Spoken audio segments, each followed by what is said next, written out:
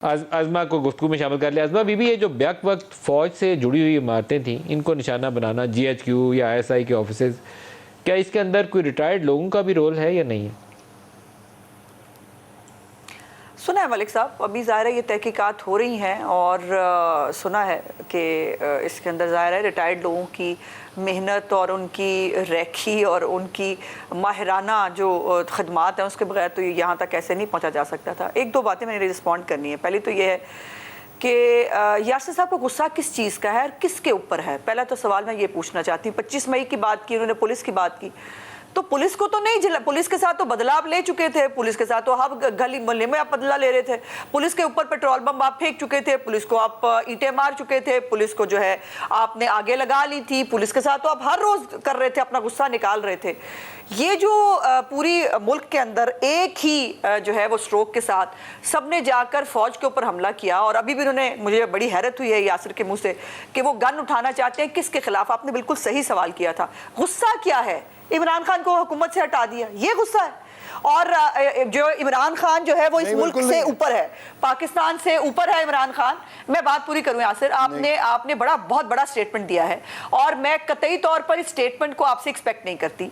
ये इस मुल्क में क्या हुआ है, ये जो सारा गुस्सा आप जिसको आपने नरेट किया कि गुस्सा पाइलअप हो गया है, किस चीज का गुस्सा है? इमरान खान को निकाल दिया, पहली दफा निकाला है क्या इस मुल्क में वजीर आजम जो है उनको किस तरह से नहीं निकाला गया? क्या पनामा की स्टोरी के बाद, एक मिनट मैं बात पूरी करने दें मुझे, आपने क्या लिया ना, आपने क्या लिया?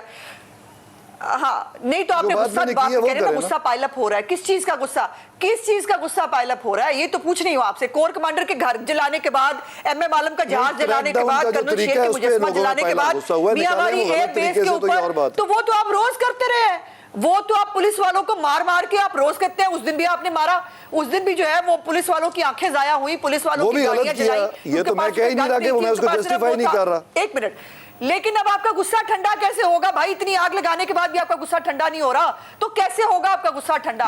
इमरान खान के साथ हुआ क्या है? इस मुल्क में वज़ीर आज़म ना, एक मिनट यासिर, इस मुल्क में वज़ीर आज़म ना फांसी चढ़ गए हैं। इस मुल्क में वज़ीर आज़म को हाई जैकर बनाया गया, उनको जो है उम्र कैदों की सजाएं दी गई क्योंकि उनके खानदानों को निशाने इबरत बना दिया गया।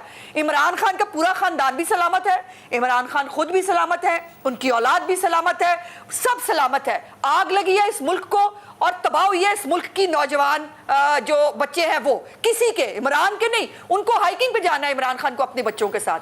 ये जो आपका ये गुस्सा आप जो दिखाने की, बताने की कोशिश कर रहे हैं ना, ये यही पे इख्तलाफ है मुझे आपके साथ।